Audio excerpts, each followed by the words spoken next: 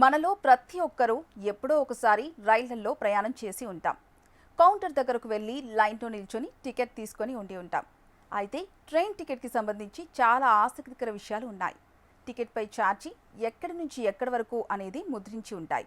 అయితే పాత రోజుల్లో టికెట్కు రెండు వైపులా చివరిలో చిన్న రంధ్రాలు ఉండేవి.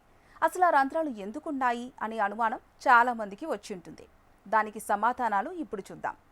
రైల్ టికెట్పై ఉండే చిన్న రంధ్రాలను చూసి అలంకరణ కోసమో లేదా ఆకర్షణీయమైన డిజైన్ కోసమో అని చాలామంది అనుకుంటారు.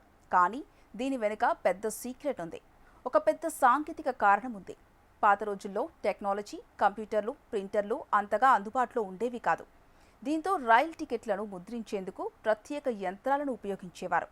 ఈ యంత్రాల కారణంగానే ఈ చిన్న రంధ్రాలు అవసరమయ్యేవి. వీటిని స్పార్కెట్ రంధ్రాలుగా పిలుస్తారు. అప్పట్లో డాట్ మ్యాట్రిక్స్ ప్రింటర్లను రైల్వే శాఖ ఉపయోగించేది. టికెట్ల జారీ కోసం వీటిని అభివృద్ధి చేశారు.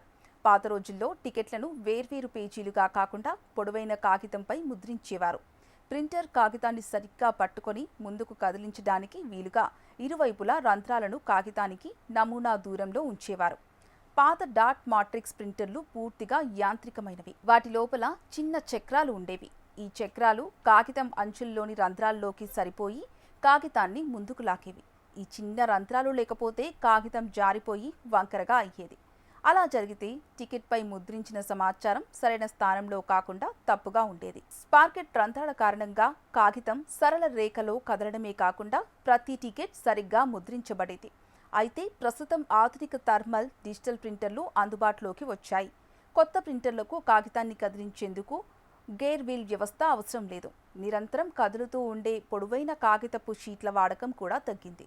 ఫలితంగా టికెట్ల పక్కల ఉండే ఆ చిన్న రంధ్రాలు క్రమంగా కనుమరుగయ్యాయి.